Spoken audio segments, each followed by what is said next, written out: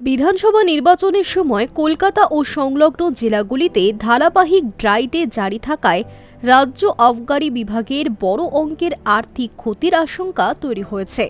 হিসেব অনুযায়ী এই নিষেধাজ্ঞার ফলে মোট ক্ষতির পরিমাণ প্রায় ৬০০ কোটি টাকা পর্যন্ত পৌঁছতে পারে।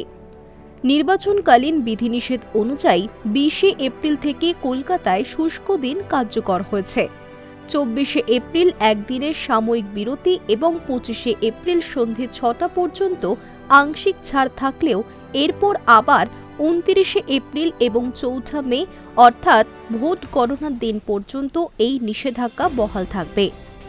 এর মধ্যে কিছু সময় স্বাভাবিক ৪৮ ঘণ্টার নির্বাচনী বিধিনিষেধের অংশ হলেও অতিরিক্ত কিছু সময় নতুন প্রশাসনিক নির্দেশের কারণে যুক্ত হয়েছে।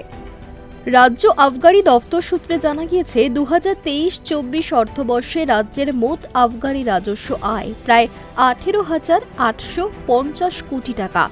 চলতি বছরে এই আয় ২৩,০০০ কোটি টাকার কাছাকাছি পৌঁছবে বলে আশা করা হয়েছে।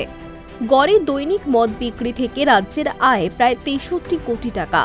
সেই হিসেবে ৯.৫ দিনে ড্রাই ডে হবার ফলে ক্ষতির পরিমাণ দাঁড়ায় প্রায় ৬০০ কোটি টাকা।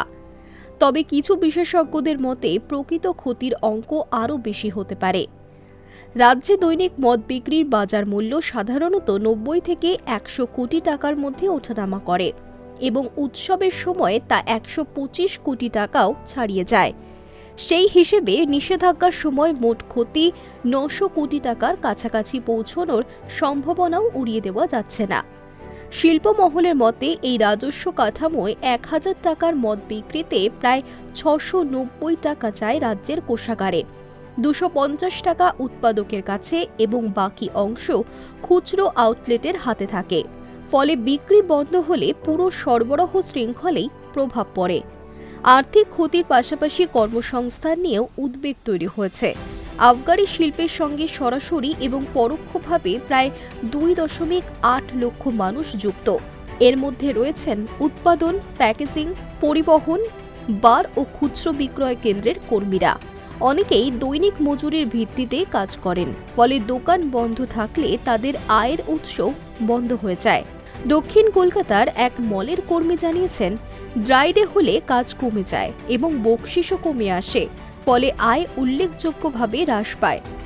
একই সঙ্গে দোকান মালিকদের পক্ষ থেকেও জানানো হয়েছে, দীর্ঘ সময় দোকান বন্ধ থাকলে কর্মীদের অনেক সময় বিনা বেতনে বাড়িতে পাঠাতে বাধ্য হতে হয়। সবশেষে নির্বাচনের সময় যে কটা দিন রাজ্যে মদের দোকান বন্ধ থাকবে, সেই সময় মদপ্রেমীরা বর্ডার পেরিয়ে ঝাড়খণ্ড, সিকিমে গিয়েও মদ সংগ্রহ করতেই পারেন। কিন্তু নির্বাচনের আগে রাজ্যে কড়াকড়ি থাকায় মদ নিয়ে রাজ্যে প্রবেশ করতে পারবেন কিনা তা নিয়ে সন্দেহ রয়েছে।